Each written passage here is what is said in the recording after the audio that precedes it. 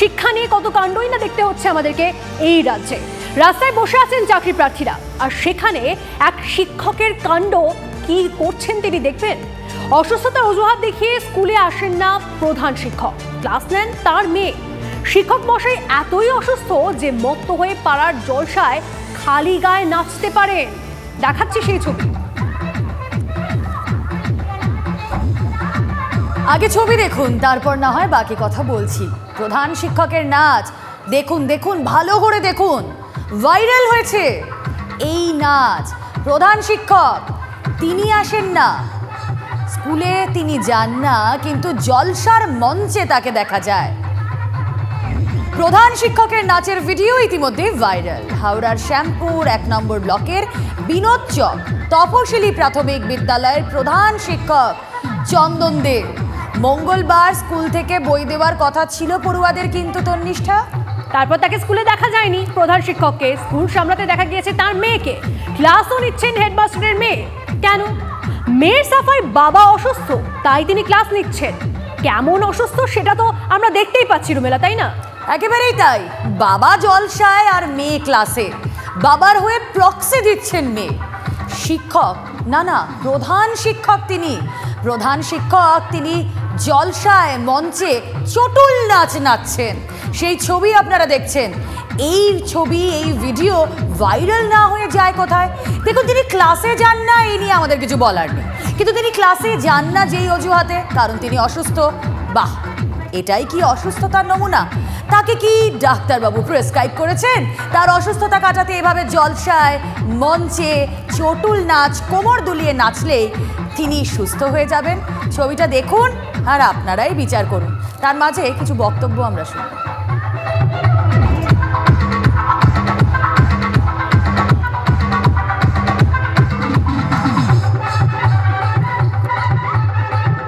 উনি অসুস্থ, ওনার ডকুমেন্টস দিবে অসুস্থ কিনা, উনি সে ডকুমেন্টস দিলে বোঝা যাবে যে উনি অসুস্থ কিনা, আছে কিনা। আমরা তো মানে শারীরিক দিক থেকে আমাদের দেখা কমই হয়। উনি আসেনি, ওনার তার মেয়ে আছে দেখি স্কুলে, কিন্তু উনি যে অসুস্থ ওটা মানে অফিসে তদন্ত নিলে বোঝা যাবে উনি অসুস্থ কিনা। যদি তিনি অসুস্থ থাকেন তিনি এসআইকে অবশ্যই জানানো উচিত। তার পরিবর্তে আমরা অন্য জায়গা থেকে টিচার আলাদাভাবে কিছুদিনের জন্য আমরা নিয়োগ করতে পারি, কিছুদিনের জন্য দিতে পারি পার্শ্ববর্তী স্কুল থেকে। কখনোই একজনের পরিবর্তে তিনি নিজে থেকেই অন্য একজনকে ঠিক করে দেবেন, এটা কখনোই কাম্য নয়। সত্য সেলুকাস, কি বিচিত্র এই রাজ্য। সত্যি ছবি দেখে হাসিও পাচ্ছে, আবার কপাল ঠুকতেও ইচ্ছে করছে। আপনারা দেখলেন প্রধান শিক্ষকের কাণ্ড। আসুন এবার আপনাদের বীরভূমে নিয়ে যাওয়া যাক। এক পঞ্চায়েতের কাণ্ড দেখাবো। অ্যাকাউন্ট থেকে টাকা গায়েব হওয়ার কথা শুনেছে, বিভিন্ন সাইবার প্রতারণার কথাও শুনেছেন, কিন্তু পঞ্চায়েত অ্যাকাউন্ট থেকে টাকা গায়েব হয়ে গেছে তা শুনেছেন? শুনুন তাহলে এবার। পঞ্চদশ অর্থ কমিশনের প্রায় 29 লক্ষ টাকা ট্রান্সফার হয়ে গেল একজন ব্যক্তির অ্যাকাউন্টে। 10 থেকে 12 দিন ধরে চলল এই ট্রান্সফার, কেউ কিছু টেরই পেলেন না। যেখানে টাকা সেখানেই কি দুর্নীতি? মানুষের উন্নয়নের টাকার কি কোনো দাম নেই? যা খুশি তাই করা যায়? সাধারণ মানুষের ট্যাক্সের টাকায় মানুষেরই উন্নয়নের কাজ হয়। কাজের ধরন কেমন সেটা প্রায় রোজই দেখতে হয় আমাদের। কোথাও রাস্তা তৈরির একদিনের মধ্যেই তা নষ্ট হয়ে যায়, কোথাও আবার বিভিন্ন সরকারি প্রকল্পের টাকা নিয়ে 9-6 অভিযোগ। এই সব খবরের মাঝে বীরভূম থেকে যে খবর উঠে আসছে তাতে চক্ষু চরক গাছ হয় স্বাভাবিক।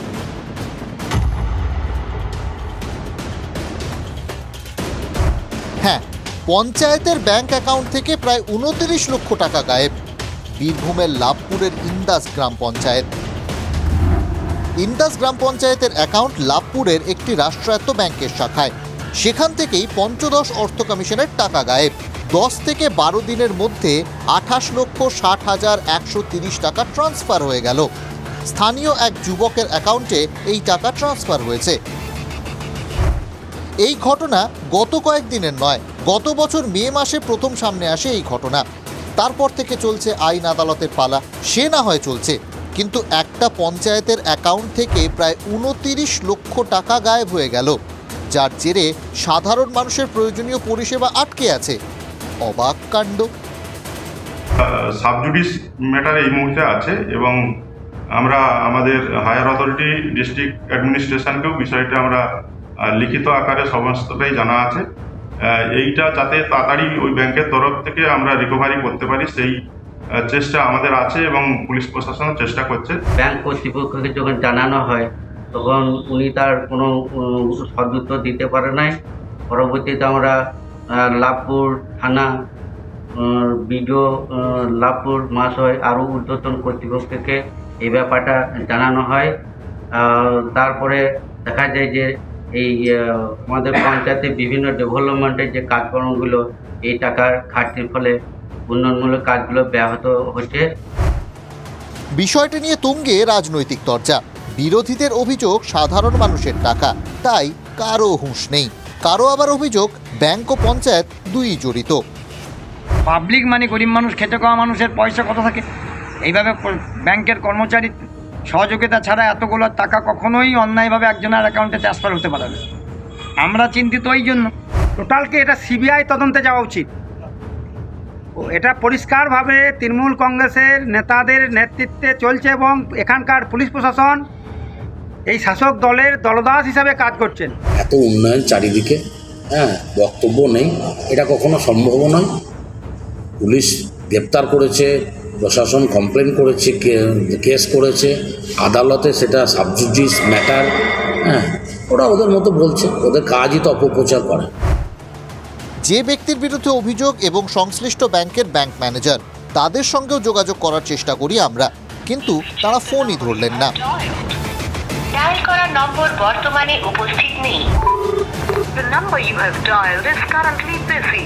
Please try later. তদন্ত চলছে। কবে ফল পাওয়া যাবে সেই তদন্তের? জনতার কাজের জন্য বরাদ্দ প্রায় 29 লক্ষ টাকা উদ্ধার হবে তো?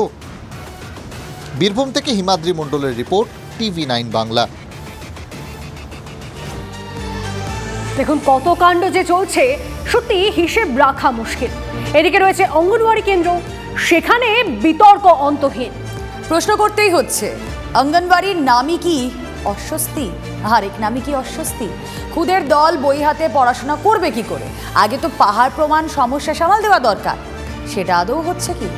চন্দ্রকোনায় যে ছবি আমাদের ক্যামেরায় উঠে এসেছে তা দেখে শুনে কিন্তু একটাই কথা বলার, এই পৃথিবীকে শিশুর বাসযোগ্য কি করে করা যাবে?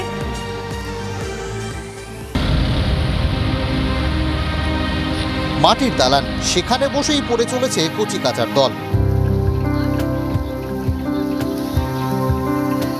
পাশে একই ঘুঁটে, দুপুরের খাবার সময়ও এই ঘুঁটের পাশে বসেই খিচুড়ি খায় ওরা। বই পড়ে, পাশে তখন ঘুরছে গরু। এও এক ICDS কেন্দ্র, এভাবেও পড়াশুনো হয়। বেহাল সেন্টার, ভাঙা দালান, ঝুরঝুরে ছাদ আর অস্বাস্থ্যকর পরিবেশ, এর মিশেলেই পড়াশুনো, রান্না, খাওয়া সব কিছু চলে।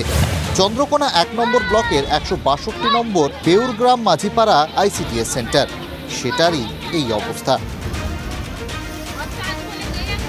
গরুও বাঁধা থাকে, তারপরে বাচ্চাদেরকে যে নিরাপদে একটু আশ্রয় রাখবো সেটাও কোনো ভয়তে পাঠাতে পারা যাচ্ছে না।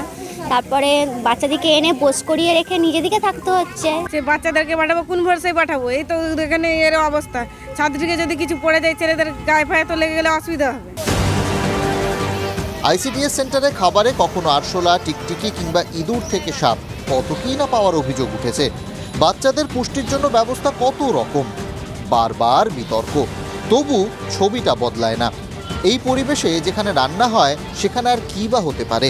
পরিচ্ছন্নতা সে তো আলাদা জগৎ। খোলা জায়গাতেই রান্না হচ্ছে, ভয় লাগে না? হ্যাঁ ভয় লাগছে তো, তবু চাপা দিয়ে রান্না করছি, যতটা সাবধানে করা যায়। ভাঙতে পারে, নিজেদের মাথায়ও পড়তে পারে, বাচ্চাদেরও অসুবিধা হতে পারে। 62 জন পড়ুয়া রয়েছে এই কেন্দ্রে, সংখ্যাটা নেহাত কম নয়, কিন্তু তাদের জন্য এই ব্যবস্থা, পড়াশোনার এই পরিবেশ। লোকের বাড়িতে আমি করছি অসুবিধা, ডিম সিদ্ধ করতে পারিনি, ঠাকুর মন্দির আছে, সব রকম অসুবিধা আমার, যাতে আমার বাড়িটা হয়। আমি বিডিও অফিসে জানিয়েছি, স্যারকে আমার CDPOকে জানিয়েছি, SDOকে জানিয়েছি, সবাইকে আমি জানিয়েছি। জায়গার যুক্তি দেখিয়ে হাত তুলে নিচ্ছেন শিক্ষিকারা, কিন্তু কঠিন বাস্তবের সঙ্গে তো জুঝতে হচ্ছে এদের। কে ভাববে খুদেদের কথা? গ্রাম পঞ্চায়েতের কাছে অবশ্য সাজানো গোছানো উত্তর তৈরি। আমরা রিসেন্ট পাঠিয়েছি, নতুন আমাদের যে BDO সাহেব এসেছেন, আমরা পাঠিয়েছি। এখন একটা জায়গা আমরা পেয়েছি, 1 নম্বর খতিয়ানের জায়গা, খাস খতিয়ান, অর্থাৎ ওই জায়গার উপর আমরা পরবর্তীকালে আসলে অবশ্যই ওখানে আমরা এআইসিডিএসটি তৈরি করব।